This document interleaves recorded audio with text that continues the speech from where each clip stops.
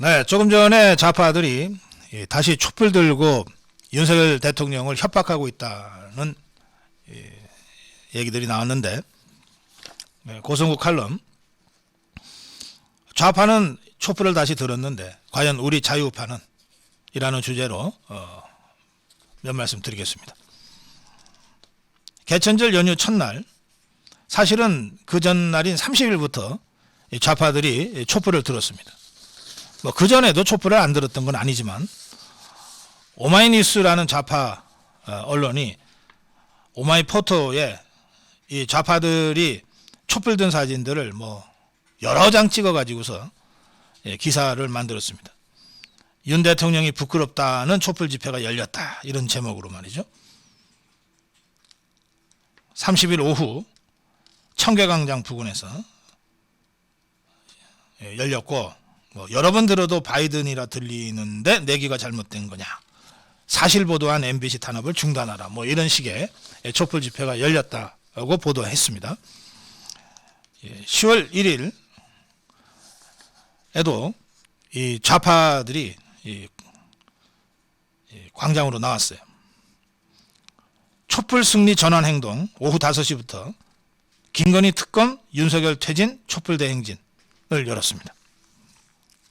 촛불을 연일 좌파들이 촛불을 들고 지금 광장으로 나서고 있습니다.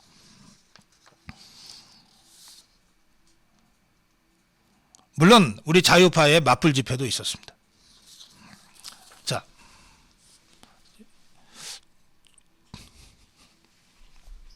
제가 이렇게 묻습니다. 9월 30날 그리고 10월 1일 앞으로도 계속 좌파들이 촛불을 들고 나올 가능성이 높습니다. 그게 개딸들이건 양아들이건 아니면 문빠들이건 촛불을 들고 윤석열 대통령을 공격하고 나설 건데요. 그리고 김건희 여사를 공격하고 나설 건데, 제가 이렇게 묻습니다. 좌파들의 이 촛불 난동에 현장에 나가서 이 자들이 도대체 얼마나 모였고 어느 정도 조직적으로 움직이고,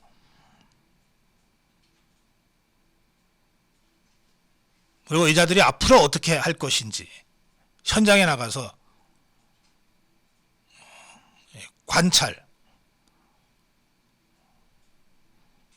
살펴본 사람이 있는가? 대통령실에, 또 정부에, 그리고 국민의힘 당에.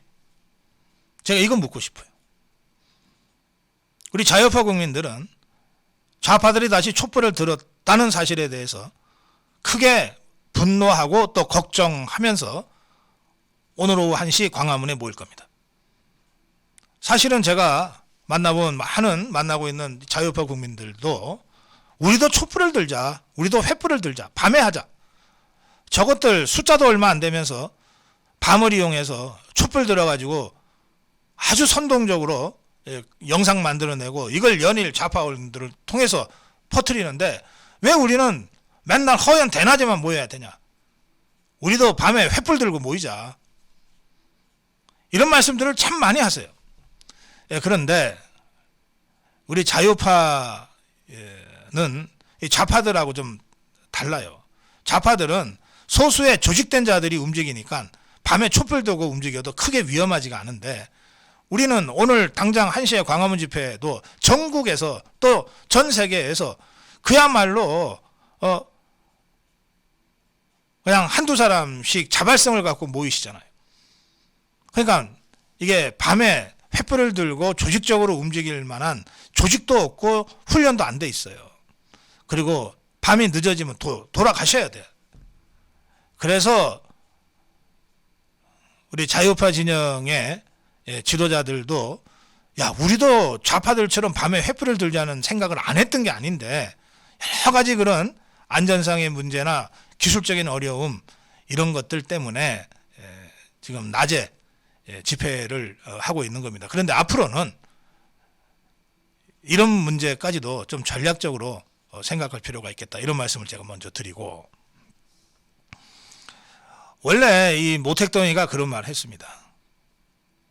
작은 불씨 하나가 광야를 태운다 그랬어요. 그게 모택동 게릴라전의 그 출발이 됩니다. 정강산이라는 이 작은 동네에서 이 비적, 이 산적 도둑대들처럼 시작한 이 모택동 홍군의 게릴라 전을 시작하면서 모택동이가 했던 말입니다. 작은 불씨 하나가 전 광야를 불태운다. 지금 어제 그저께 뭐 9월 30일, 10월 1일 제가 사진으로 보고 여러 가지 전문으로 들으면 별거 아니에요. 그러나 좌파들은 이 작은 불씨가 박근혜 정권을 무너뜨리고 박근혜 대통령을 끌어내렸듯이 윤석열 정부를 무너뜨리고 윤석열 대통령을 끌어내릴 수 있다고 생각하고 시작하는 거예요. 그러면 한 번 당했을 때는 정말 어쩌다가 기습당해서가 되지만 두 번 당하면 이건 우리 스스로가 멍청하고 바보라고 자인하는 것밖에 더 됩니까? 좌파들이 촛불을 다시 들고 나왔어요. 그러면 과연 이자들이 어느 정도 규모고 어느 정도 조직력을 갖고 있고 이자들의 앞으로의 계획은 어떻게 될 것인지를 적어도 현장에 나가서 확인을 해야 될 거 아니에요. 제가 다시 묻습니다. 정보기관, 수사기관들 말고 그건 당연한 일이죠. 집회가 있고 더구나 밤에 촛불을 들었다면 안전 때문이라도 수사기관이나 정보기관은 나와서 봐야 되죠. 근데 그거 말고 대통령실에서 나왔냐? 어떻게 돌아가는지는 알고 있어야 될 것 아니냐? 대통령한테 제대로 보고가 됐냐? 당에서 나왔냐? 당에서 적어도 전략 기조국 같은 데에서 나와서 현장을 들여다보고 당 지도부한테 어제 그저께 좌파들의 촛불 집회가 있었는데 상황은 이렇습니다라고 보고가 제대로 됐냐 말이에요. 이 점을 보고가 됐을 수도 있어요. 그리고 나름대로 대응책을 세울 수도 있겠어요. 그러면 정말 다행입니다. 제가 기후로 한 말씀 드리는 거예요. 과연 그랬냐? 한번 점검해봐라. 지금이라도 체크해봐라. 이 말씀을 제가 드립니다. 오늘 고성국 칼럼 여기까지 하겠습니다.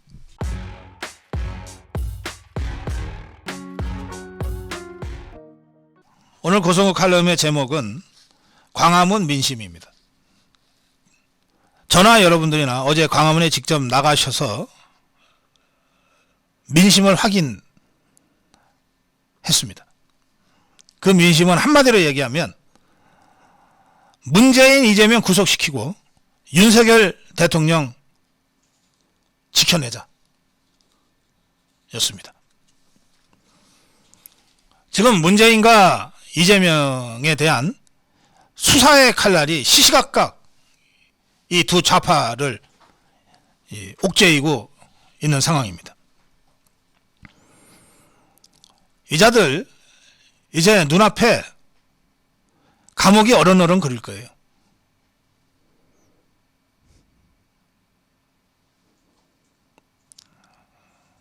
아마 잠도 제대로 못 잘 겁니다. 맨날 감옥 가는 꿈, 악몽 꾸느라고. 그 제가 이 두 사람이 아마 감옥 경험은 없는 것 같아요. 이재명이가 전과 4범이라고 하지만 뭐 다 벌금 뭐 이런 거라서 감옥을 간 적은 없는 것 같고, 문재인이는 뭐 대학교 때 뭐 한 몇 달 살았다 그러죠. 제대로 된 감옥살이를 한 적이 없을 거예요. 그래서 제가 두 사람한테 얘기합니다. 가기 전이 괴롭다. 막상 들어가면 참 편안하다. 너무 걱정하지 마라. 안 가려고 아둥바둥 될 때가 괴롭지, 막상 들어가면, 이거 다 포기하고 들어가면 그때부터 편안해진다. 감옥이 사람을 만드는 곳이다. 너무 그렇게 안달복달 하지 마라. 버티면 버틸수록 더 추해진다.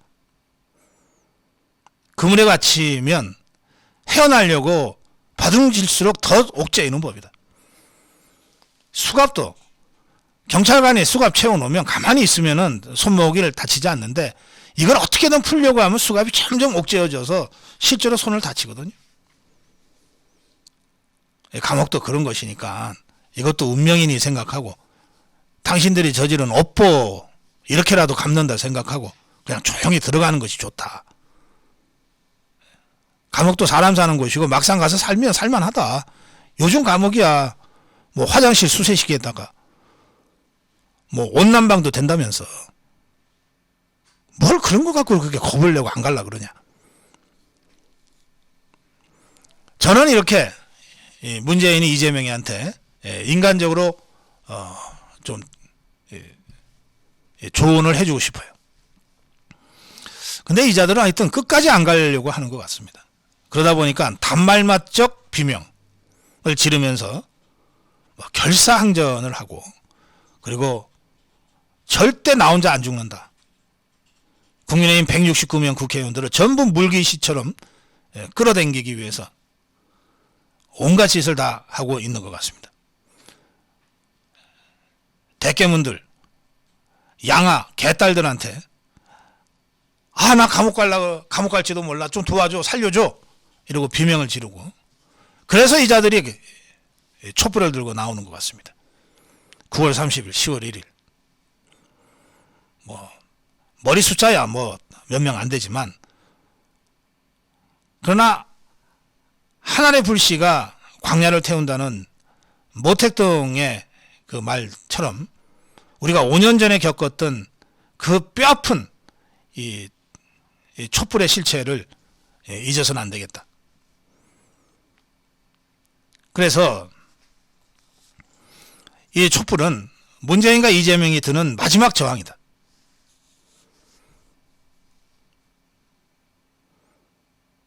마지막 저항이다.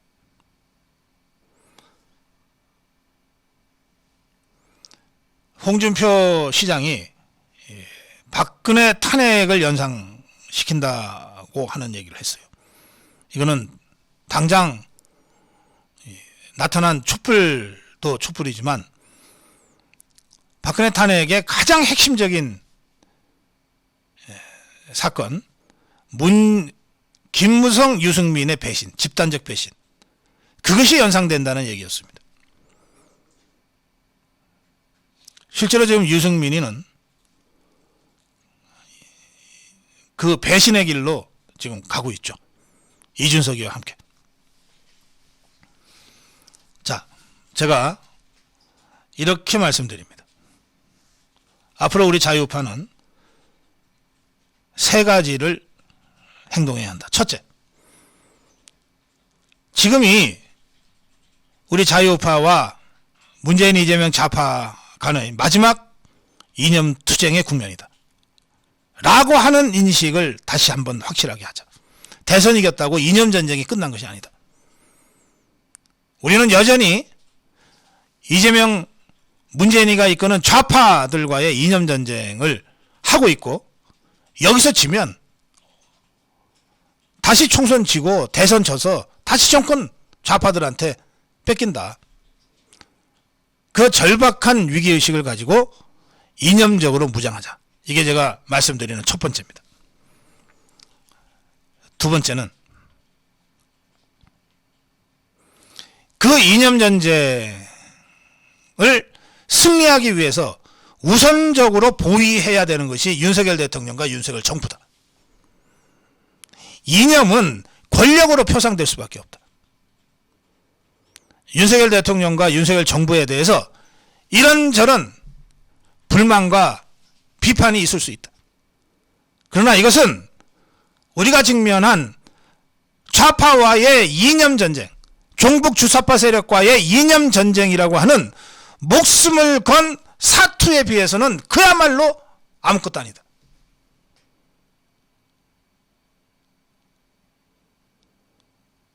더 절박하고 더 위험한 전면적인 종북 주사파 이재명 문재인 세력과의 전면적인 이념 전쟁의 전선에서 보면 윤석열 대통령의 다소 아쉬운 점들은 이건 문제거리도 안 되는 것이다. 무엇이 주고 무엇이 종인지를 분명하게 인식하자. 세 번째, 이념 전쟁에 있어서 가장 위험한 것은 앞에서 달려오는 적이 아니라 뒤에서 반란을 일으키는 배신자들이다. 모든 혁명은 배신자들에 의해서 뒤집어졌고 모든 권력도 배신자들의 준동 때문에 무너진다. 5년 전에 그 뼈아픈 실패를 다시 되풀이해서는 정말 우리 스스로가 못난 자들이 될 수밖에 없다. 배신의 징후들이 여기저기 보인다. 철저하게 단죄하고 이번에야말로 두 번 다시 용서하지 말고 척결해야 한다.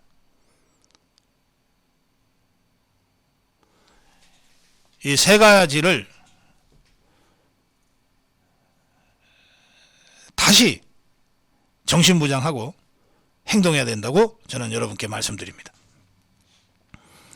광화문 집회를 나가서 문재인 이재명 구속을 외쳐도 무엇을 위한 구속인지 정확하게 이념적으로 정리되어 있어야 하고, 광화문에 나가서 윤석열을 지키자고 외쳐도 그것이 어떤 이념 정치적 함의가 있는지를 정확하게 인식하고 외쳐야 된다는 겁니다.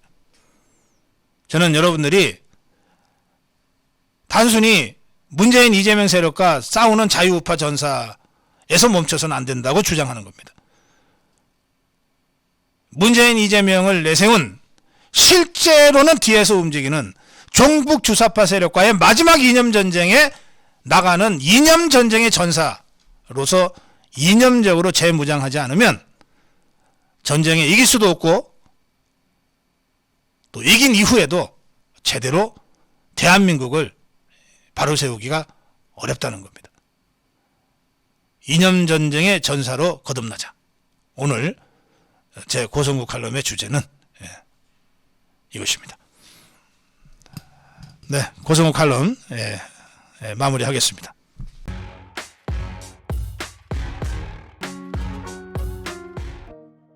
골리앗과 같은 거대 경제 권력이 된 네이버에 대항해서 싸우는 다윗과 같은 존재 아시아투데이의 싸움을 전해드리겠습니다. 그리고 왜 우리가 이 싸움에 주목해야 되는지를 짧게 제 생각을 말씀드리겠습니다. 오늘 아시아투데이 일면에 나온 사설은 대개 신문의 마지막 면에 나오는데, 전사적으로 이것이 중요하다고 생각할 때는 일면의 사설을 게재할 때가 있습니다. 오늘이 그런 날이었습니다. 동시에 조선일보에도 똑같은 사설을 광고 형식으로 게재를 했습니다. 이 사설 내용을 압축해서 전해드리겠습니다. 내용이 좀 길어서요. 네이버 공화국 바로 세우기 대국민 운동을 다시 시작합니다. 아시아투데이가 창간 17년 된 아시아투데이가 네이버 공화국 바로 세우기 대국민 운동을 재개합니다. 또 한 번 골리앗을 향한 다윗의 투쟁과 같은 싸움입니다. 2013년에 아시아투데이의 네이버 바로 세우기 운동 당시에 네이버는 공정거래위원회에 대한 동의 의결 형태로 소상공인과 소비자 피해구제 시정 방안을 제시하고 뉴스 콘텐츠에 대한 편집 관행을 시정하기로 약속한 바 있습니다. 하지만 네이버는 이 같은 대국민 약속을 제대로 이행하지 않았습니다. 대신에 지난해 기준 국내 검색 시장 점유율 약 60%, 이 막강한 독과점적 검색 권력을 기반으로 뉴스, 커머스, 웹툰, 핀테크, 클라우드, 법률, 의료, 세무, 뷰티 등 문어발식 사업 확장을 벌였습니다. 그 결과 네이버 계열사 약 50여 개, 시가총액 대한민국 10대 대기업으로 초고속 성장했습니다. 네이버의 성공 배경에는 독과점적 검색 권력의 이용과 우리 사회의 새로운 아이디어를 가로채는 카피캣, 남의 상품 서비스를 그대로 베껴 먹는 행위입니다. 카피캣 등이 있습니다. 그 피해는 이혜진 네이버 창업자의 록인 전략, 묶음 전략에서 빠져나가지 못하는 국민들에게 고스란히 돌아오고 있습니다. 네이버는 그동안 뉴스 편집을 통해 여론을 조작하고 있다는 의혹을 받아왔습니다.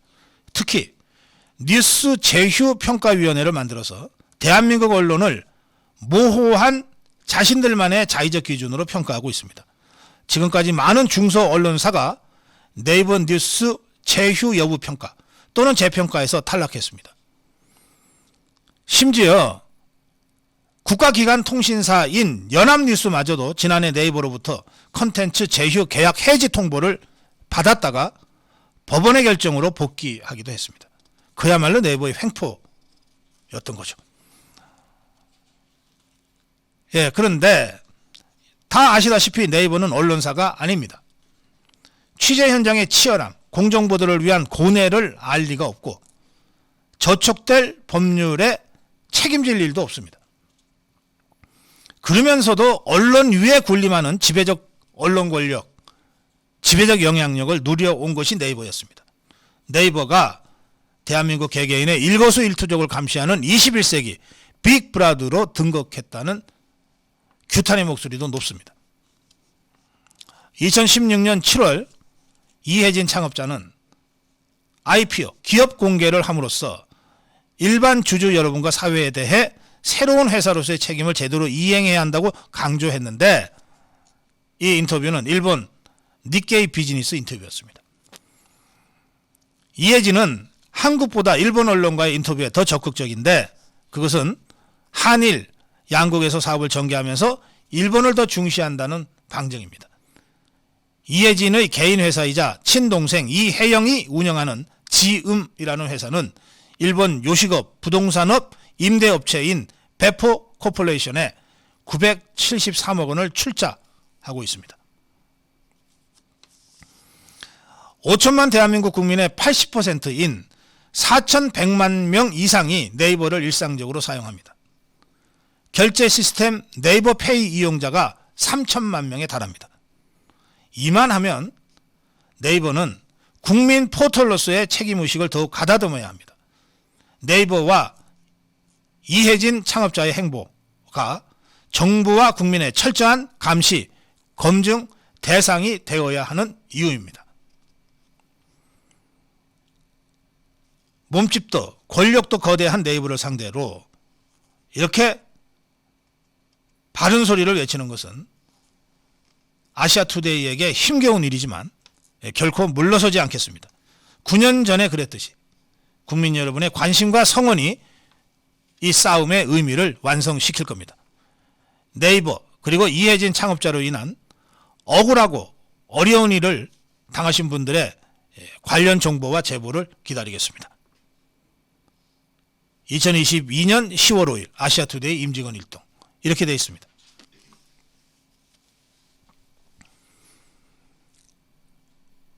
유통을 장악하는 자가 세상을 지배한다.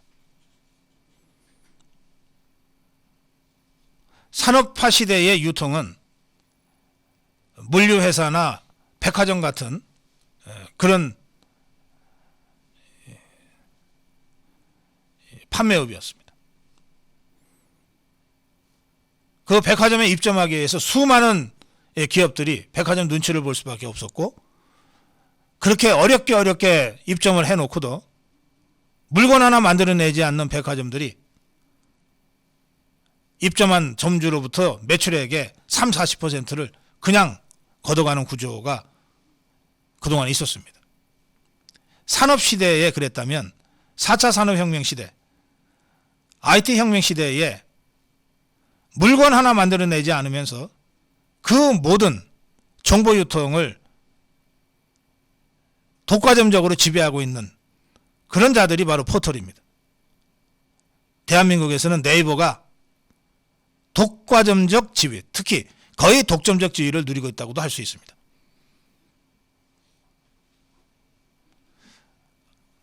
상품에 대해서는 자유시장 경제 원리에 입각해서 그런 유통이 영향력을 발휘하는 것이 자연스러울 수 있을지도 모르겠어요. 그러나 뉴스는 그렇습니까? 뉴스마저, 언론마저 그런 식으로 네이버에 종속돼야 되겠습니까? 네이버의 언론 장악과 편향적인 뉴스 편성, 사실상의 뉴스 편성, 이것이 가져온 한국 정치의 심각한 퇴행에 대해서는 우리 모두가 다 겪어서 알고 있습니다.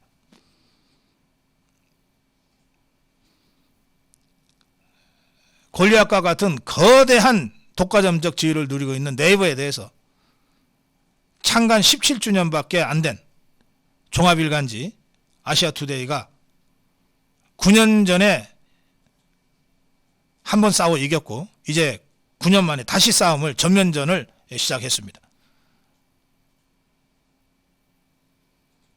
다른 상품은 몰라도 언론이라는 상품, 뉴스라는 상품은 포털에 의해서 독과점적으로 지배되어서는 안 됩니다. 자유민주주의에 반하는 것이기 때문에 그렇습니다. 우리가 네이버를 상대로 한 아시아투데이의 이 싸움을 주목해야 되는 이유가 그겁니다. 자유우파 국민 여러분, 저도 여러 차례 제보를 받은 바가 있습니다. 네이버의 횡포에 대해서. 여러분들도 일상생활 속에서 네이버의 횡포, 네이버로 인한 억울한 일들 많이 겪으셨을 텐데 아시아투데이로 제보하시기 바랍니다. 어떤 언론도 감히 나서지 못했던, 그러나 꼭 필요했던 싸움을 아시아투데이가 시작했습니다. 아시아투데이에 격려와 지원을 보내주시고 무엇보다도 어려운 일을 당했던 분들의 제보를 통해서 연대를 공고히 해나가시길 바랍니다. 네, 저희 고성구TV도 네이버를 상대로 한 아시아투데이의 투쟁을 지지하고 연대해 나갈 것입니다.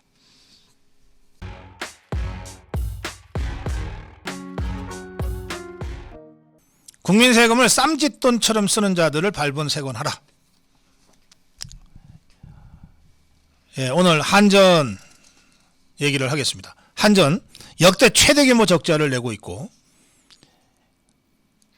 이 원인은 전적으로 문재인 좌파 정권의 말도 안 되는 엉터리 탈원전 정책의 결과 때문입니다. 그런데 이런 역대 최악의 이 적자 사태에도 불구하고 또 그것이 앞으로 눈덩이처럼 더 커져갈 것이라고 하는 것이 누구의 눈에도 분명한, 한전 직원이라면 모를 수가 없는 이 상황에서도 이 한전 직원, 이자들 법인카드 사용한 행태를 보면 정말 입이 다물어지지 않습니다.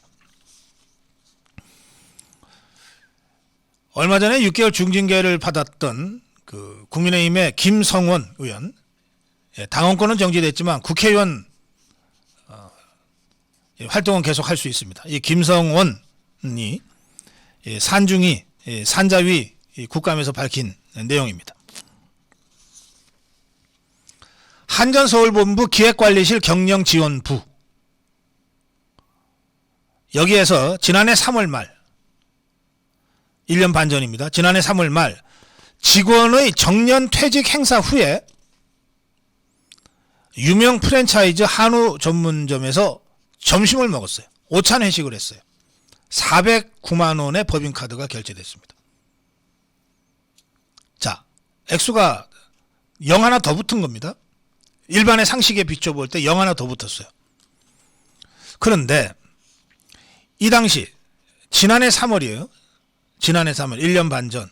이거요, 사회적 거리두기가 시행될 때입니다.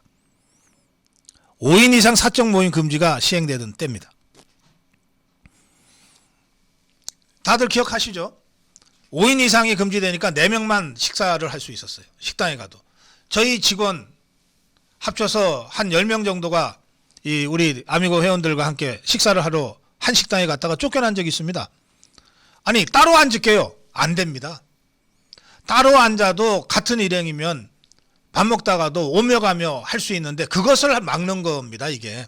그러니까 죄송하지만 4명만 입장하시고 6명은 다른 식당에 가세요. 그렇게 거절당했습니다. 그런 식으로 엄격하게 사회적 거리두기가 시행이 되던 때입니다. 이자들이 그거 안 지켰다는 거예요. 아니면 그거 지켜서 4명이 앉아서 409만 원을 먹었든지 1인당 100만 원씩 한우 고기를 먹었든지.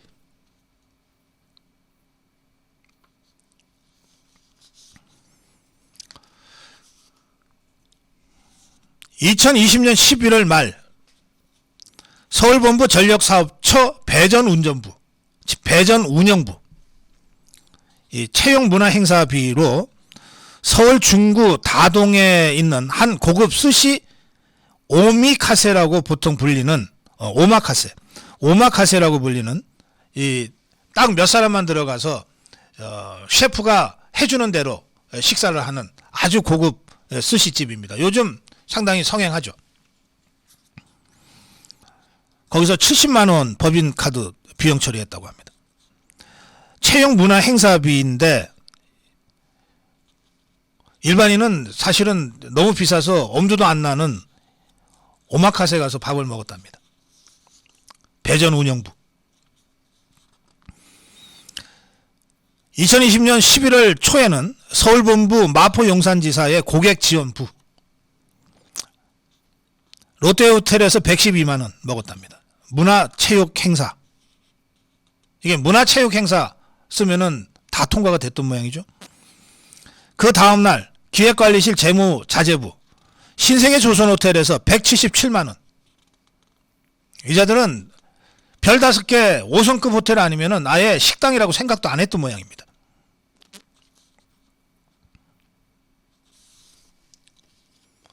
한전이 출장용 하이패스 카드 말고, 이것도 다 회사 카드지만 이거 말고 이런 식으로 밥 먹는데 무슨 행사하는데 쓰는 법인카드가 모두 몇 개인 줄 상상하실 수 있으시겠습니까? 법인카드 모두 2,636개의 법인카드를 한전이 사용하고 있답니다. 그런데 그 카드를 이런 식으로 쓰고 있다는 거예요.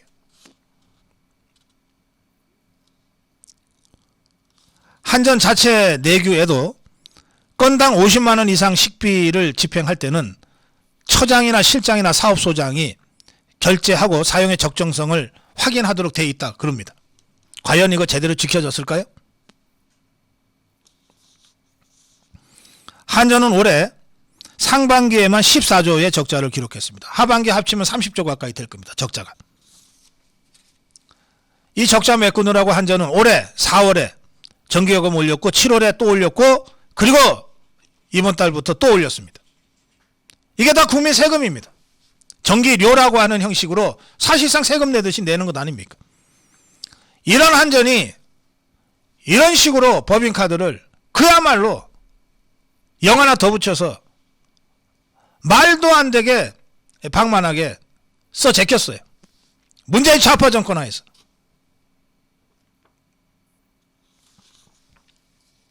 이게 어디 한전뿐이겠습니까? 한전만 이랬겠습니까?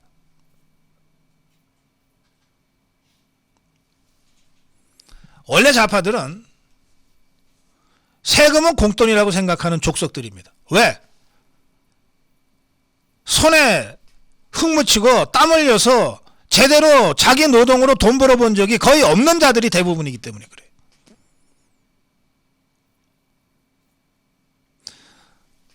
온몸으로 부딪히면서 땀 흘리면서 한 푼 두 푼 월급 받아서 생활하는 사람들은 이렇게 돈을 펑펑 쓸 수가 없어요. 좌파들이 한 유명한 말이 있지 않습니까? 곡간에 창고에 곡간에 쌓여 있는 거 쓰지 않으면 썩는다고. 계속 써야 된다고. 계속 써 제낀 겁니다. 이렇게. 청와대에 있는 자들이 그런 식으로, 문재인 직속 똘마니들이 그런 식으로 곡간에 쌀은 빨리빨리 먹어치워야 된다고들 하고 있는데, 그 정권 하에서 이런 공기업 철밥통들이 안 쓰면 이상하죠. 그야말로 대한민국 전체를 모럴 해저드에 빠지게 하고 부패공황으로 빠뜨린 것이 문재인 좌파 세력입니다. 그 전형적인 이 민낯이 한전 법인카드 사용 내역에서 확인이 된 겁니다. 문재인 좌파 정권의 모든 공기업 전수조사하면 비슷한 사례들이 여기저기서 다 터져 나올 겁니다. 한전만 그랬겠냐고요. 국민 세금을 쌈짓돈처럼 썼던 자들 발본색원해야 됩니다. 조사해서 책임을 묻고 불법 부당하게 써제낀 자들에 대해서는 구상권 청구해서 다 받아내야 됩니다.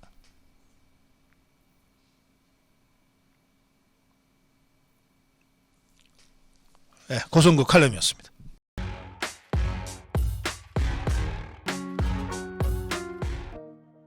네, 오늘 고성국 칼럼은 세종시의 제2 대통령실을 4천억 이상의 돈을 들여서 건설한다고 하는 윤석열 정부의 예산 요청, 이 문제와 관련해서 제가 좀 종합적으로 말씀을 드리려고 합니다. 모든 일에는 때가 있습니다.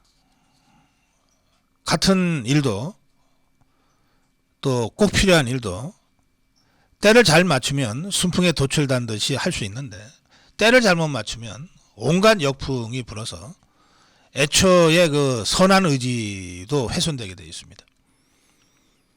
지금 윤석열 대통령의 지지율이 30%에서 또 20%로 떨어진 조사가 계속 나올 정도로 지지율 관리가 잘 안 되고 있습니다. 민생이 어렵다는 것은 이제 어제 오늘 일이 아닙니다. 점점 더 어려워지고 있죠.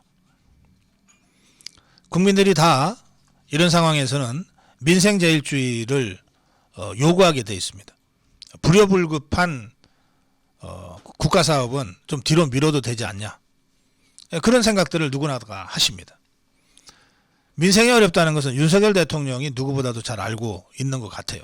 그러니까 당장 월급 10% 줄이겠다는 결정을 대통령부터 하지 않았습니까? 그리고 지난번에 영빈관 신축 예산 800억 문제가 논란이 되자 하루 만에 윤석열 대통령이 필요하기는 한데 국민들한테 충분히 알리지 않은 상황에서 이걸 강행하는 것은 민생 중심의 국가정책을 취해야 되는 지금 시점에서 볼 때 적절치 않은 것 같다, 이런 취지로 하루 만에 취소 조치를 내렸습니다. 그만큼 윤석열 대통령 국민의 민심 그리고 민생의 어려움을 예민하게 지금 받아들이고 느끼고 있는 그런 상황입니다. 그런가 하면 지금 좌파들은 청와대를 국민한테 돌려드린 효과가 굉장히 자기들이 생각하는 것보다 크거든요. 올 상반기에만, 상반기가 뭡니까? 청와대를 개방한 게 5월 9일부터인데요. 5월 10일부터인데요. 5월 10일부터 따지면은 6월, 7월, 8월, 9월, 이제 넉 달, 5달째 접어들지 않습니까? 이 사이에 200만 명 이상이 청와대를 관람했다는 겁니다. 작년에 경복궁을 1년 동안 관람한 관람객 숫자가 100만 명이 조금 넘습니다. 그런데 불과 5달 만에 작년 경복궁 관람객의 2배 이상의 국민들이 청와대를 둘러보고 가신 거예요. 이 청와대를 국민한테 돌려드리는 이 효과가 좌파들이 생각한 것보다 훨씬 크기 때문에 어떻게든 대통령실 용산 이전을 폄훼하고 비난하고 트집을 잡아 내려고 하고 있는 중입니다. 거기에다가 무슨 경위로 대통령 경제고문이 됐는지는 모르겠는데, 대통령 고문이라는 자가, 경제고문이라는 자가 변양균입니다. 이 자가 느닷없이 인터뷰에서 용산시대는 노무현의 꿈이었다라고 완전히 맥락이 다른, 전혀 차원이 다른 얘기를 뒤집어 씌워서 윤석열 대통령의 용산 대통령실 개막의 의미를 축소하고 훼손하고 왜곡해서 마치 윤석열 대통령이 노무현의 뜻을 따라서 용산시대를 연 것처럼 거짓말로 국민들을 속였습니다. 이런 상황에서 좌파들의 대통령실 이전에 대한 공격은 간단없이 계속되고 있어요. 진선미라는 자, 대통령실 관저 리모델링 41억이 122억으로 비용이 3배 이상 들었고 계약을 9번이나 바꿨다. 이런 식의 의혹을 제기하고 있습니다. 행안부가 이 진선미라는 좌파 국회의원이 이런 황당한 주장을 하자 설명 자료를 냈습니다. 직접. 국무회의에서 의결된 대통령 집무실 예비비 내에서 증액 없이 인테리어 전산 시스템 이사 용역 등을 집행했다. 공사비용 3배 이상 부풀려졌다, 과도하다 이런 지적은 사실과 다르다. 아주 구체적으로 설명을 했습니다. 또 그런가 하면 문재인이도 대통령 그만두기 직전에 이 예비비 가지고서 장난질을 쳤잖아요. 그러다가 결국 윤석열 대통령이 당선인 신분으로 노무현 문재인이를 만났을 때 이 대통령실 이전과 관련해서 결국 두 손 드는 발언을 했습니다. 뭐라 그랬냐? 문재인이가 집무실 이전 지역, 그러니까 어디로 이전할 것인지, 광화문일지 용산일지 집무실 이전 지역에 대한 판단은 차기 정부 몫이다. 우리 정부가 예산을 면밀히 살피고 협조하겠다고 했어요. 협조하겠다. 그런데 이 169석의 민주당은 이 다수당이라는 것을 앞세워서 계속해서 시비를 걸고 있습니다. 어떻게 시비를 걸고 있냐? 대통령실 이전 비용이 1조다. 윤석열 대통령이 거짓말했다. 이렇게 1조 이상 쓸 거면은 차라리 포기하고 다시 청와대로 돌아가라. 우리가 정권 잡으면 다시 청와대로 돌아갈 거다. 이런 식의 주장을 뻔뻔하게 하고 있어요. 대통령실은 더불어민주당이 주장하는 1조 원, 이거 사실과 다르다. 합참 이전 예산, 어차피 이것은 예정되어 있던 것인데 합참 이전 예산이 7,980억, 그러니까 8천억이 드는 걸로 그동안 추계가 되어 왔어요. 이건 그렇게 가도록 이미 윤석열 정부 출범 이전에 부터 추진되어 왔던 것인데 이것까지 집어넣어 갖고서 합참 이전시키니까 8천억 뭐 해서 1조씩으로 지금 뻥튀기 하면서 윤석열 정부의 대통령실 이전을 공격하고 있다. 거짓말이다. 이런 입장입니다. 자, 이제 그런 상황에서 이번에 국회에 제출된 예산 중에 행정중심 복합도시건설청, 이게 이제 줄여서 행복청, 이게 세종시 행복청입니다. 이 행복청이 세종시에 대통령 제2집무실 건립 사업비로 4,600억 원을 책정했다. 이걸 이제 좌파 국회의원이 폭로처럼 했어요. 뭐 김두관인가 하는 자가 뭐 별것도 아닌 걸 이걸 폭로처럼 했습니다. 그러자 행복청이 공식 입장을 냈습니다. 그거 잠정 산출한 것에 불과하고 그리고 결정된 거 아니다. 이랬는데 어쨌든 이 세종시에 있는 제2집무실 건립, 이것은 윤석열 대통령이 대선 때 공약을 한 겁니다. 어차피 청와대에서 나오겠다고 했으니까 주 집무실은 광화문이 됐건 용산이 됐건 서울에 두지만 지역발전이라는 차원에서 어쨌든 세종시에 제2집무실을 두고 국무회의도 세종시에서 늘 하는 건 아니지만 가끔씩은 하겠다. 이런 취지의 공약을 한 바가 있습니다. 그러니까 행복청은 윤석열 대통령 선거 공약의 실행 차원에서 이걸 검토해서 예산안 반영을 하려고 했던 것 같습니다. 그런데 이제 행복청이 제2집무실이라고 얘기하면서 그 생각한 규모가 청와대와 똑같은 규모입니다. 대통령 관저와 집무 공간이 있는 청와대 본관, 외빈 접견하는 영빈관, 그 다음에 상춘재, 직원 사무공간 여민관, 이렇게 해서 연면적 76,193m를 제공해서 공사비 2,129억, 부집이 2,246억을 책정한 겁니다. 그러니까 뭐 뻥튀기 했다고는 하지만 실제로 행복청이 이런 예산을 올린 것은 사실인 것 같습니다. 여기에는 대통령 제2집무실이 오면 대통령 경호와 안전을 위해서 군, 경찰, 경호처가 사용할 경외 경비시설 공간이 필요하거든요. 이 사업비는 포함되지 않은 금액입니다. 이게 포함되면 뭐 이것도 뭐 조 단위까지 올라갈지도 모르겠습니다. 그런데 이 행복청이 제시한 이 계획은 2027년 완공입니다. 2027년.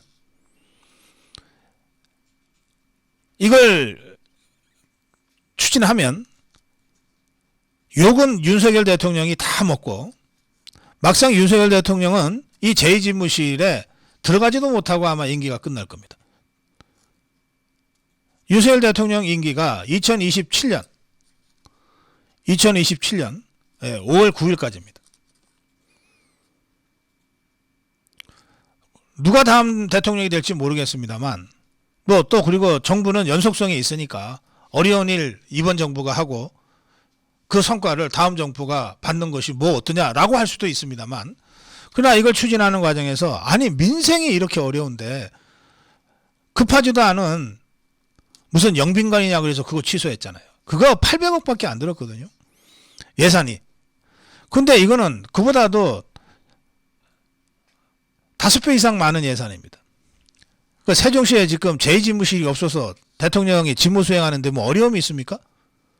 욕은 욕대로 다 듣고 실제로는 지어놓고 다음 정권이 쓰도록 해주는 겁니다. 그래서 저는 지금 이 세종시 제2집무실을 밀어붙일 때가 아니다. 일단 그렇게 제가 판단합니다. 그런데 제가 이렇게 제2집무실을 지금 추진할 때가 아니다라고 판단하는 것에 또 다른 더 중요한 이유가 있습니다. 한번 보십시오. 지금 시간이 다 됐습니다만 한 5분만 더 여러분께 말씀드리겠습니다. 아주 뭐 고전적인 얘기인데요. 공간의 정치라고 하는 것이 있습니다. 쉽게 말씀드리면 뭐 기계적으로 다 맞는 건 아니지만 쉽게 말씀드리면 독재 정권일수록 의리의리하게 건물들을 지어 올립니다. 왜냐하면 국민과 함께 국민 속에서 국민의 자발적 동의로 국가를 경영하기가 어려우니까 힘으로 내리 눌러야 되니까 자기들이 힘이 있고 권력이 있다고 하는 것을 공간적으로 보여주려고 하는 필요성이 제기되는 거예요. 로마에 가면 무솔리니가 지었다고 하는 어마어마한 제2개선문 같은 게 있습니다. 시멘트 콘크리트로 만든 조각품에 불과하지만 그 규모나 이런 걸 보면 야 하고 탄성이 나올 정도입니다. 이게 어떤 맥락을 갖고 있는지를 모르고 관광객이 그냥 가면 야 로마 대단하다 이렇게 얘기할 거예요. 건물이 높을수록 권력은 약한 겁니다. 역으로 말씀드릴까요? 거꾸로 건물이 낮을수록 권력은 국민의 사랑을 받아서 강하게 되는 겁니다. 어느 나라나 수도가 있으면 그 중심도로가 있어요. 중심가도가 있습니다. 미국과 우리나라만 비교하겠습니다. 이제 시간이 별로 없으니까. 미국 워싱턴의 중심가도, 미국의 수도인 워싱턴의 중심가도의 한 중심에는 뭐가 있냐? 국회의사당이 있어요. 국회의사당에서 시작해서 직선으로 쭉 해서 지평선 쪽에 있는 곳에 뭐가 있냐? 엘링턴 국립묘지가 있습니다. 백악관이 있는 게 아닙니다. 백악관은 어디 있냐? 국회의사당과 엘링턴 국립묘지의 그 직선으로 있는 중앙가도의 한가운데쯤에 옆으로 이렇게 서 있습니다. 이게 공간적으로 미국 정치 구조를 상징적으로 보여주는 겁니다. 미국 정치의 중심은 의회라는 거예요. 국민의 대표들인 국회의원, 상하원 의원들이 모여서 하는 의회가 중심이고 그 맞은편에 엘링턴 국립묘지라고 하는 미국을 건국하고 지금의 미국이 있게까지 만든 순국선열들이 잠들어 있는 곳인 거예요. 대통령실이라고 하는 백악관은 그 옆에 옆을 보고 있어요. 미국의 권력이 실제로 국민에게 있다고 하는 것을 보여주는 상징 구조입니다. 우리는 수도 서울의 이 중심거리의 한가운데에 청와대가 있었습니다. 미국 의회가 있던 자리에 청와대가 있는 거예요. 그리고 청와대를 직선으로 쭉 쫓아가면 국립묘지가 나옵니다. 그 국립묘지를 지나서 가면 예술의 전당이 나옵니다. 이게 중심축이에요. 여기에 지금은 여의도로 이전을 시켰습니다만 국회의사당이 바로 옆을 보고 있었던 거예요. 지금 서울시 의회가 그렇습니다. 그 청와대 중심, 국가 권력 중심이라고 하는 이 공간 구조를 윤석열 대통령이 청와대를 국민한테 돌려주면서 용산으로 간 거예요.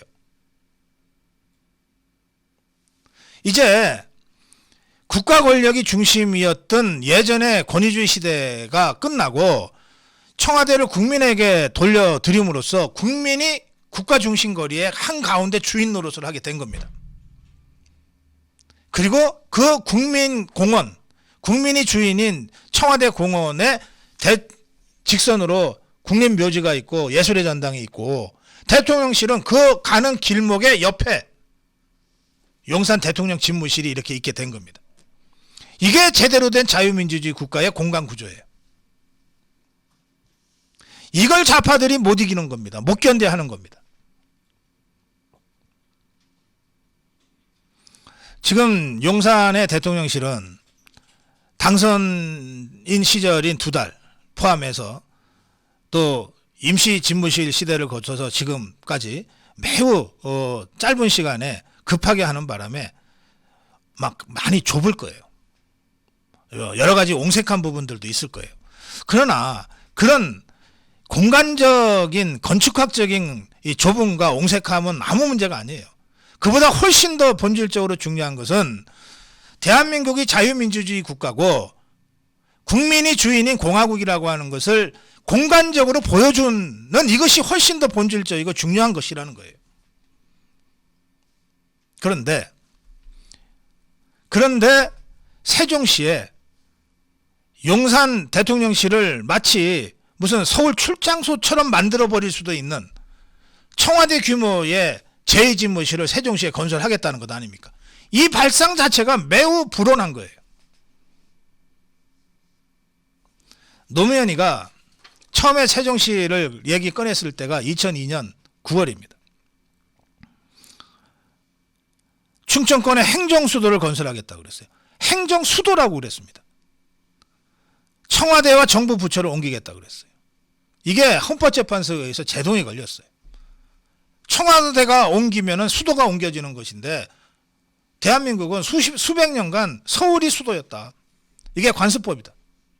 그래서 노무현이의 행정수도 이전을 좌절시켰습니다. 그러자 변형을 해서 행복도시로 만들어낸 거예요.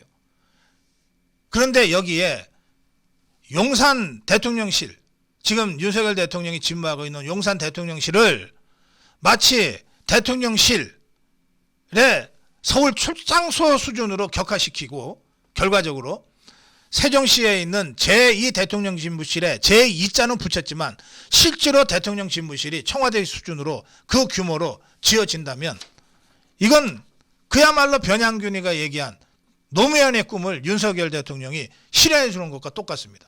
이게 좌파들의 꿈이에요. 서울이라고 하는 것은 어쩌다가 만들어진 곳이 아닙니다. 조선시대 600년의 수도였기도 하지만 대한민국 건국 이후에 이곳이 수도였습니다. 이곳에 대한민국 주류 세력의 역사가 담겨 있고 철학이 담겨 있어요. 왜 좌파들이, 왜 노무현이가 그렇게 끈질기게 이걸 세종시로 옮기려고 했을까요? 기존 질서를 다 뒤집어 엎겠다고 하는 전복을 위해서, 그 좌파들의 인민혁명을 위해서 공간적으로 서울을 부정하고 싶어 했던 거예요. 그런데 이걸 윤석열 정부가 들어서서 막아내야 되는데 윤석열 정부가 오히려 제2 대통령 집무실이라고 하는 이름으로 결과적으로 노무현의 꿈, 좌파들의 꿈을 이루어주겠다고 하고 있는 것 아닙니까? 시기적으로도 맞지 않고 지금 국민들의 처해 있는 현실적인 민생에도 맞지 않을 뿐만 아니라 더 근본적으로 이런 공간에 주는 정치적 함의, 서울이라고 하는 곳이 주는 역사 문화적 또는 이념적 정통성의 문제가 걸려 있는 거예요. 과연 지금 예산에 4,500억인가 600억인가를 집어넣은 행복청 또는 이걸 별 생각 없이 지금 국회에 제출하는 기재부, 윤석열 정부, 윤석열 대통령실, 이 문제를 과연 이런 차원에서 깊이 고민하고 지금 예산을 제출한 것이냐, 제가 강력하게 문제를 제기합니다. 지금이라도 원점 재검토를 해야 된다. 이걸 이런 식으로 가져가면 수십 년간 또는 수백 년간 군림해왔던 권력, 청와대 중심으로 군림해왔던 이 권력을 국민한테 돌려주고 국민이 주인이라고 하는 공화국의 이념을 제대로 구현하기 위해서 대통령실을 용산으로 그 반대에도 불구하고 옮겨버린 윤석열 대통령의 그 정치 철학, 자유민주주의 철학, 이게 완전히 부정될 수 있는 겁니다. 과연 이 문제까지 윤석열 대통령이 깊이 성찰하고 내린 결정인지에 대해서 제가 다시 한번 원점 재검토를 촉구하는 겁니다. 오늘 고성욱 칼럼 다소 좀 제가 시간을 많이 썼습니다만 여기까지 하겠습니다.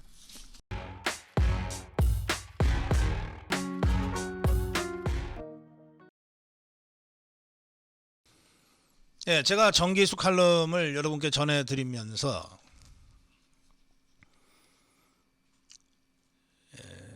윤석열 대통령의 부인 김건희 여사는 대통령의 부인으로서 대한민국의 퍼스트 레이디로서 어떤 역할을 해야 하는가, 그 점을 한번 정리를 해야 되겠다는 생각이 들었습니다. 대통령학, 프레지던시, 대통령학을 가장 일찍 시작했고 가장 오랫동안 해온 미국에는 대통령 못지않게 퍼스트 레이디에 대한 연구도 많이 축적되어 있습니다. 그러나 아직 한국에서는 대통령 부인들, 이른바 영부인들, 지금 윤석열 대통령이 영부인이라는 말을 쓰지 않겠다고 했기 때문에 제가 그냥 대통령의 부인이라고 칭하겠습니다. 대통령의 부인들에 대해서는 우선 연구가 되어 있지 않습니다. 자료도 별로 남아 있지 않아요. 그러나 제가 공부해온 이 대통령학이라는 관점과 그 다음에 한국의 이 독특한 정치 문화, 국민들의 정서와 감성, 또 그동안 진행되어 왔던 대통령 부인들에 대한 여론조사, 이런 것들을 종합적으로 감안해서 제가 퍼스트 레이디의 역할을 4가지로 제시하겠습니다. 결론부터 말씀드리면 퍼스트 레이디의 역할 중에 진짜 중요한 역할은 보이지 않습니다. 보여서도 안 됩니다. 빙산과 같다고 생각하시면 됩니다. 바다에 떠 있는 유빙, 빙산, 우리 눈에 보이는 것은 10분의 1밖에 안 된다고들 하죠. 나머지 10분의 9 빙상의 본체는 물속에 잠겨져 있어서 보이지 않습니다. 그래서 눈으로 보이는 빙상 별거 아니다 생각하고 지나가다가 물 속에 숨어 있는 빙상 본체에 부딪혀서 수만 톤급 유람선이 침몰하기도 하죠. 중요한 것은 눈에 보이지 않는 10분의 9에 해당되는 빙상의 본체입니다. 저는 대한민국의 퍼스트 레이디, 구체적으로 김건희 여사의 역할 10분의 9는 보이지 않는 곳에서 이루어져야 한다고 생각합니다. 자, 보이지 않는 곳에서 김건희 여사는 무엇을 해야 하나? 2가지를 해야 합니다. 첫째는 우리가 흔히 얘기하는 내조입니다. 자, 대통령이 어떤 존재입니까? 대한민국 대통령은 대한민국의 운명, 대한민국의 미래, 대한민국 국민의 안전, 생명, 재산, 이것을 보호하기 위한 최후의 수호자입니다. 대통령의 결정 하나하나가 국가의 운명에 직결되는 그런 것들입니다. 그래서 대통령제를 수백 년간 해온 미국에서 대통령의 역할이 그만큼 막중하기 때문에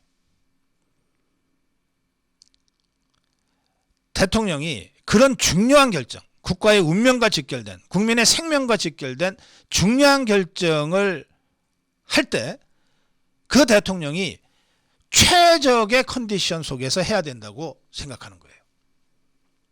이 최적의 컨디션은 사람에 따라서 다 그 환경이 다를 수 있어요. 골프 좋아하는 사람은 골프장에 있을 때 최적의 조건이 될 수 있습니다.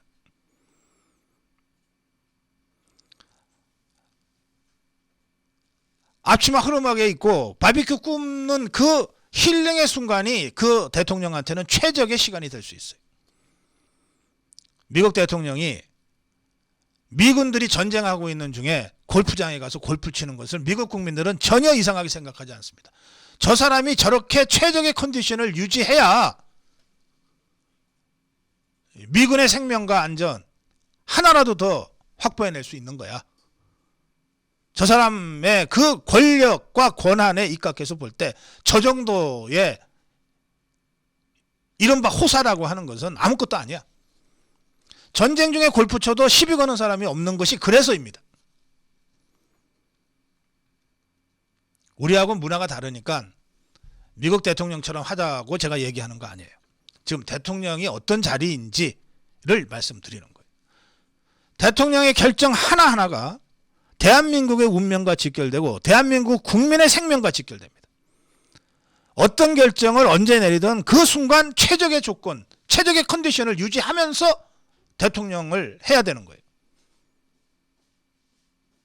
그런데 그 최적의 컨디션을 유지하게 하는 역할, 그것이 퍼스트 레이디가 해야 될 역할이에요. 그게 우리가 얘기하는 이른바 내조라고 하는 겁니다. 대통령도 사람이기 때문에 출근해서 퇴근할 때까지 공적인 시간표에 따라서 공적으로 활동할 때에는 컨디션 조절이라고 하는 것이 쉽지가 않아요. 이미 주어진 일정이 있고 주어진 연설문이 있고 만나야 될 사람들이 있고 참석해야 될 행사들이 빽빽하게 있는 상태에서 컨디션 조절을 한다는 것이 쉬운 일이겠습니까? 출근하기 전에 최적의 컨디션으로 출근시켜야 돼요. 정말 파김치가 돼서 퇴근했을 때 그 최적의 컨디션을 회복시켜 줘야 돼요. 그게 퍼스트 레이디가 제일 공들여서 해야 될 일입니다. 그게 눈에 보이진 않잖아요. 대통령의 사생활이니까. 눈에 보이면 이상하잖아요. 잘못된 거 아니에요. 안 보이는 곳에서 이루어지는 퍼스트 레이디의 대통령에 대한 내조. 이것이 저는 영부인, 퍼스트 레이디가 해야 될 역할의 절반 이상이라고 생각합니다. 이걸 잘하면 훌륭한 퍼스트 레이디입니다. 두 번째, 대통령이 갖고 있는 그 막강한 권한 때문에 수많은 사람들이 대통령에게 이런저런 조언을 하고 쓴소리를 하고 충언을 하고 합니다. 그러나 좋은 말도 3번 들으면 싫다는 게 사람인데 어떻게 쓴소리, 고언, 충언만 계속 할 수 있겠습니까? 대통령과 가까운 사람들도 정말 막역한 친구도 정말 층엄을 없는 선후배도 그렇게 쓴소리만 계속 할 수 없거든요. 스스로 조절할 수밖에 없어요. 그런데 허구한 날 쓴소리를 해도 용인되는 사람이 딱 한 사람 있습니다. 그게 퍼스트 레이디입니다.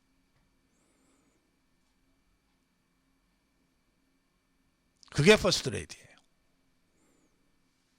그래서 퍼스트 레이디는 대통령실, 대통령 주변에서 늘 야당 역할을 해야 되는 겁니다. 그게 유경수 여사의 유명한 그 말입니다. 저는 청와대에서 야당입니다. 제가 뭐 잔소리를 하면, 바가지를 긁으면 대통령도 가끔 역정을 내시지만 그래도 내쫓지는 않아요. 저는 앞으로도 청와대 야당 역할을 계속 할 겁니다. 이게 유경수 여사의 말입니다. 그 역할을 해야 됩니다. 근데 이거 보이지 않아요. 보이는 곳에서 할 수가 없어요. 안 보이는 곳에서 이루어지는 겁니다. 제가 퍼스트 레이디의 역할의 90%는 물속에 잠겨있는 빙산의 본체와 같은 것이다. 그런데 이것이 중요하다. 제가 그렇게 말씀드리는 겁니다. 대부분의 대통령학 전공자들은 제가 말씀드린 이 두 가지, 대통령의 컨디션을 최고로 유지하는 내조, 그리고 야당의 역할, 이 두 가지를 별로 얘기하지 않아요. 이 두 가지 진짜 중요한 90%에 해당되는 퍼스트 레이디의 역할은 별로 거론하지 않고 앞으로 말씀드릴 두 가지만 주로 얘기합니다. 이게 앞으로 말씀드릴 두 가지가 보이는 10분의 1에 해당되는 부분입니다. 세 번째가 뭐냐? 공식 의전입니다. 대통령이 부인과 함께 해야 될 일들이 있습니다. 순방외교, 국빈 방문 받으면, 국빈 초청 받으면 부인과 함께 가는 겁니다. 이게 외교 관행이고 의전이에요. 각종 국가기념 행사, 대통령과 대통령 부인이 함께 갑니다. 이게 공식 의전이에요. 주로 보이는 게 이 부분이기 때문에 퍼스트 레이디의 역할은 이게 전부 다인 것처럼 생각하는데 그건 보이는 10분의 1 중에서도 일부입니다.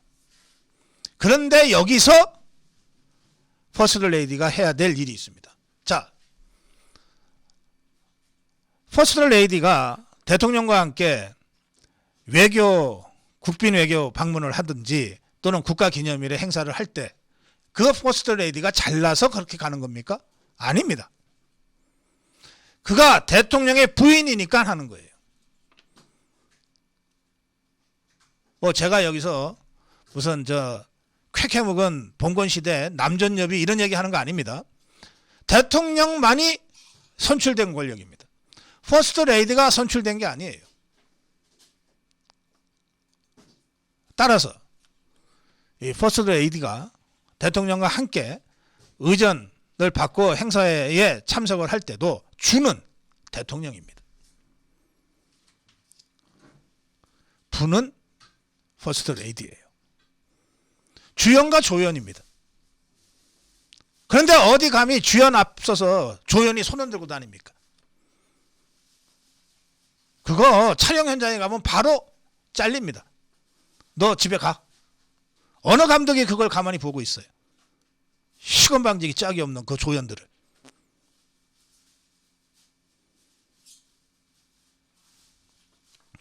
튀지 않고 나대지 않아야 되는 거예요. 왜? 대통령을 부각시켜야 되니까. 그래서 영부인들, 역대 퍼스트 레이디들이 늘 수수하게 옷차림을 한 겁니다.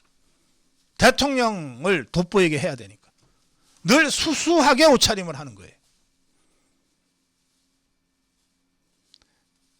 역대 퍼스트 레이디들이라고 해서 멋부리고 싶은 사람들이 아니었겠어요? 다 그들도 여성인데?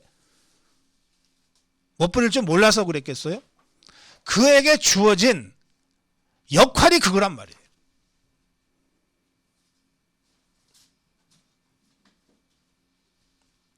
튀지 않고 나대지 않아야 되는 거예요. 도드라지지 않아야 되는 거예요. 그게 퍼스트 레이디들의 운명이에요. 적어도 한국적 정치 문화 속에서는 그렇습니다.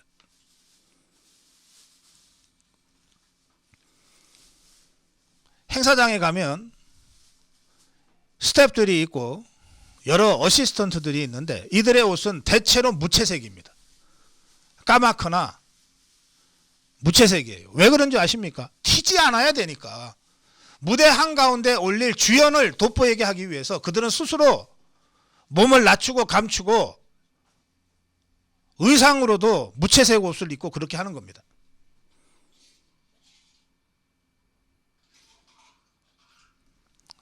마지막으로 이 대통령의 통치는 상징적 통치행위입니다. 대통령이 누군가를 만나는 건 그 자체가 정치예요. 그 자체가 대통령의 통치 행위예요. 그런데 물리적으로 대통령의 시간이 다른 일반인들과 똑같이 24시간밖에 없기 때문에, 그리고 대통령도 잘 땐 자야 되니까, 밥 먹을 땐 먹어야 되니까 어쩔 수 없이 아무리 마음이 있어도 사회에 그늘진 곳, 응달진 곳, 어려운 분들을 자주 만날 수가 없게 되는 거예요. 만나고 싶지만 일정이 안 나오는 거예요. 그럴 때 대통령을 대신할 수 있는 유일한 사람이 퍼스트 레이디입니다. 뭐 장관이 간다고 해서 대통령 대신 왔다? 백날 그렇게 말을 해도 국민들이 그렇게 생각 안 하거든요. 그런데 대통령의 퍼스트 레이디, 대통령의 부인 퍼스트 레이디가 오면 그렇게 어렵고 힘든 상황에서도 대통령이 온 것과 같은 그런 상징성을 국민들이 느끼게 되는 거예요.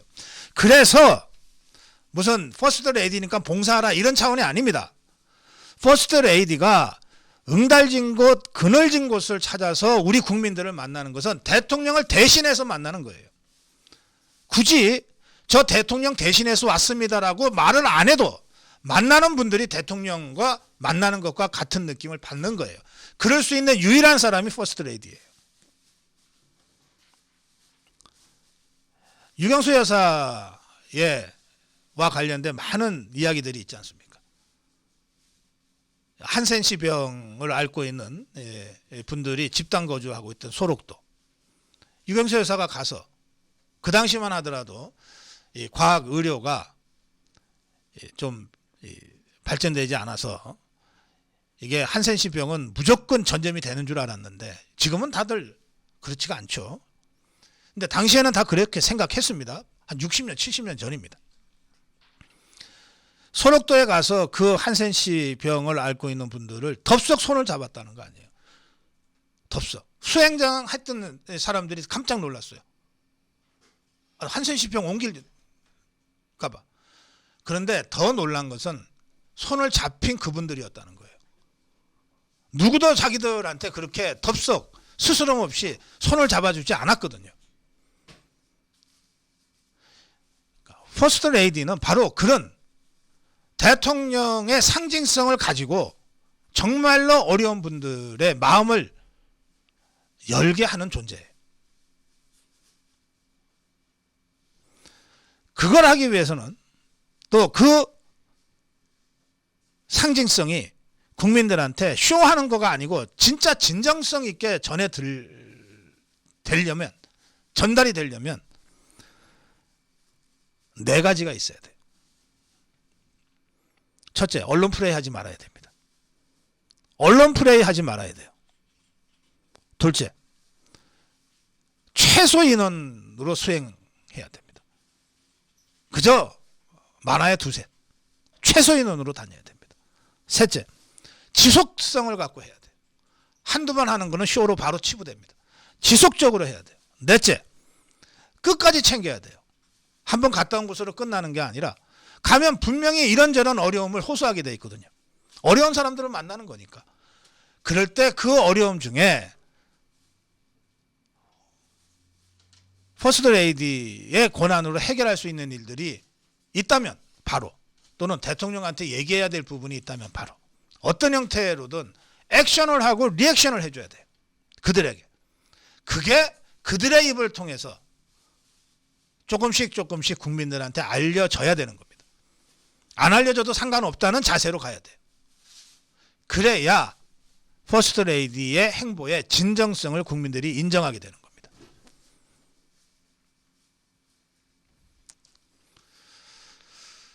네, 오늘 고성국 칼럼, 대한민국의 퍼스트 레이디는 어떤 사람이고 어떤 역할을 해야 되는가. 김건희 여사는 앞으로 4년 반 남은 윤석열 대통령의 임기 동안 어떤 역할을 하는 어떤 사람이어야 되는가에 대해서 제가 몇 가지 정리해서 말씀드렸습니다. 참고가 됐으면 좋겠습니다. 방송 잘 보셨습니까? 정권은 바뀌었지만 세상은 아직 변하지 않았습니다. 지상파와 종편 프로그램을 진행하는 진행자는 아직 한 명도 바뀌지 않았습니다. 방송사의 사장들도 그대로 있습니다. 3년 전부터 고성국TV의 모든 동영상에는 수익 창출을 못하게 하는 노란 딱지가 붙었습니다. 그런데 정권이 바뀐 지금도 고성국TV의 모든 동영상에는 여전히 노란 딱지가 붙고 있어서 방송국 운영에 어려움을 겪고 있습니다. 정권이 바뀌었어도 광고 탄압은 지금도 여전히 계속되고 있습니다.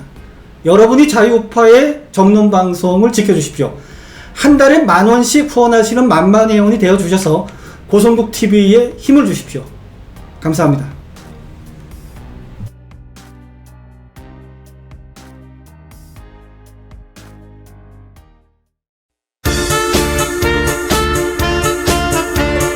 함께하니 정말 좋구나. 나라 사랑하니고 생각하고 생각해봐도 잘못된 걸 어떻게 하나. 해봤자 소용없다. 가만히 있으면 달라집니까? 한 번도 못 본 나라 오면은 안 되는 세상. 이번엔 우리가 한다. 뭉쳐서 바꿔야 한다. 자유로운 우리의 나라. 하차하면 저들의 나라. 어림없다 걱정 없다. 아미고가 지킨다.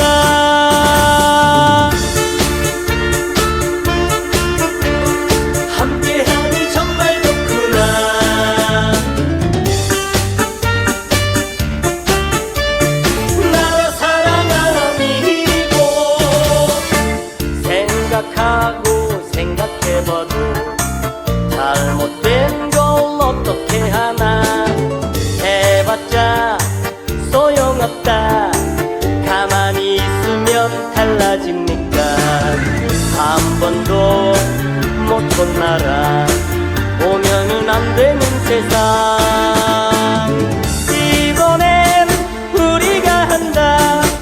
뭉쳐서 바꿔야 한다. 자유로운 우리의 나라. 하차하면 저들의 나라. 어림없다 걱정 없다. 아미고가